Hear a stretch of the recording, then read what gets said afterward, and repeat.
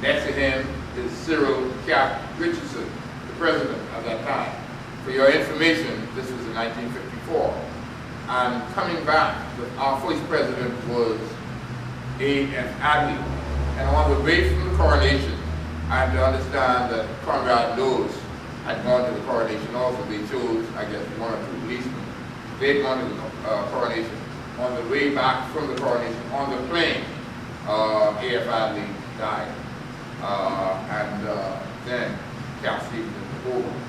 So behind him is Leonard Skeeter Dames. He's from Roll Town, Exuma. I have in the book Williamstown. Somebody told me Williamstown, and since I heard Williamstown, I was sticking with that. He said he's from Roll Town. And the person behind is Irrington Rinky Isaacs, the uncle of Minky Isaacs. Okay, let me begin here. A new day dawned on July the 31st, 1954, when three men under the charge of the President Richardson walked into the stadium in Vancouver, Canada, for the opening of the British Empire Games. Leonard Skeeter Dames participated in the 100 yards and 220 yards. Irrington Isaacs, and he's been deceased a while now, participated in the 100 yards and 440 yards. Keith, as we discussed various things, I wondered about that combination. Cyril Peepside Johnson participated in the 440 yards and the 880 yards. Isaacs was the first one to compete. He placed seventh in the third heat of the 100 in 10.7 seconds. Dames ran in the fourth heat, finishing sixth in 10.3. None of them advanced. Mike Agostini of Trinidad and Tobago, he won the gold medal. I think Mike was competing for Canada at that time. In the 220 yards, Dames was fourth in the third heat in 23.9 seconds. Cyril Johnson, competing in the 440 yards, placed the highest of all, fourth in heat 2 in 51.8 seconds. That figure is significant. You'll hear about it later. Kevin Gospel, who is now a member of the IOC from Australia, he won the 400 gold medal. So Orwell says that the British Empire Games, and he's the sole living founder of the Beach Bridge, was elected in the chambers of Alfred Francis Adley on the corner of Bay Street and Parliament Street, where the executives met regularly. Orwell recalls that Eustace Myers of Myers Rum from Jamaica, had been involved in the Olympic movement in Jamaica.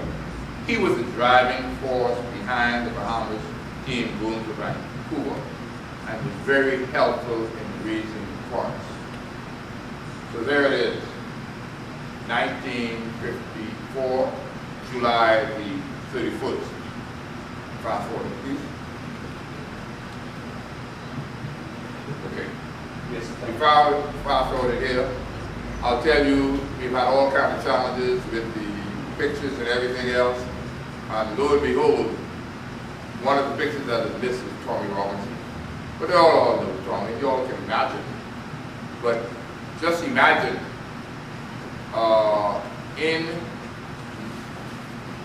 Cardiff, Wales, 1958, that's 4 years later, none of our people made it out of their heat in Vancouver. Tommy comes as a one-man band. There was no manager, no coach, just Tommy with his flag. And he captivates England. He did so much that he set all kinds of records in England and I think in Europe. Sir Keith, we call him Sir Keith, Sir Keith Parker happened to be there. And he could testify to the claim that Tommy had. This one fellow who he beat Keith Gardner, who was everything in 1954. Keith had won the 100, not the 100.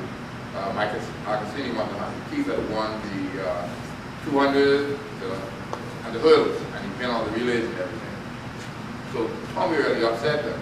And he also upset a medalist from the 56 Olympics, an Australian who was a medalist I think in the '56 Olympics.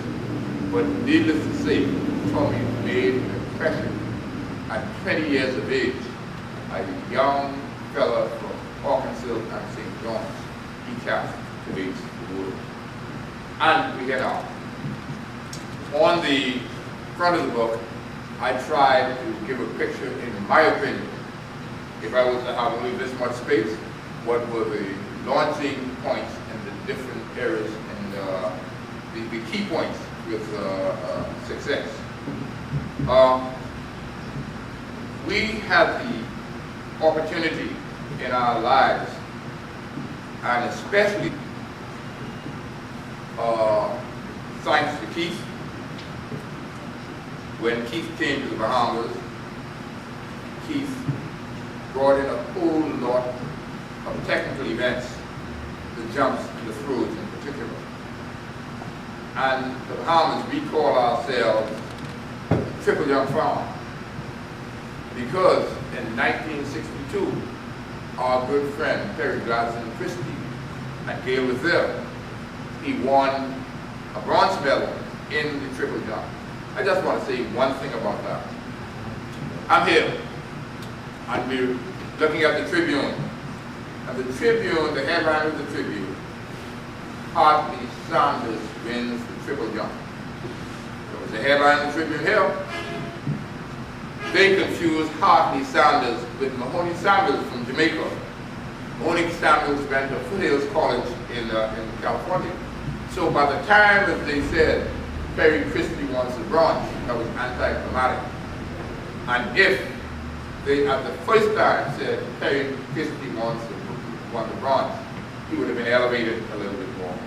And now to this day, before Christie would tell you, he would show you how to do triple jump. Now he just does a shuffle all over the place. But Christie was the first Bahamian to win a field events medal for the Bahamas. And then we had, all down the line, Timmy Barrett from Government High. I was an 18-year-old in Government High, and St. Bernard's. Timmy wins the first gold medal in field events in San Juan at the CH Games in 1966. We have a number of other triple jumpers. We have the first person to win an NC2A championship, also from Government High, but with the Pioneers. His name is Phil Rubens. He won that in 1976. And in 1973, our first medalist in drifter was Peter Pratt, who won the bronze medal in the triple jump. Fast forward to 1980, Lyndon Sands wins the first medal in the Junior Pan Am in Sudbury.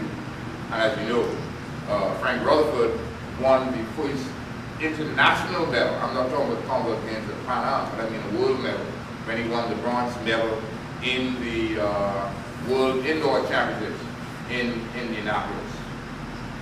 And ladies and gentlemen, Frank Rutherford was one of these big guys with power moving down the runway. And Frank had a little bit more than power with him. Frank had something that upsets people. This is my opinion now.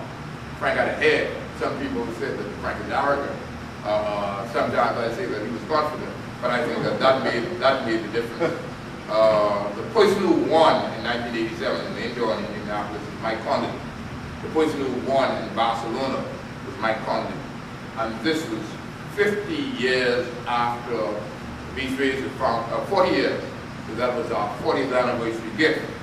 The next thing was that it was 500 years since Columbus lost his way and was, they say, the first tourist, but I've even seen on television that they had Chinese people come here years ago, so I don't know. So this was a defining moment in track and field in the Bahamas.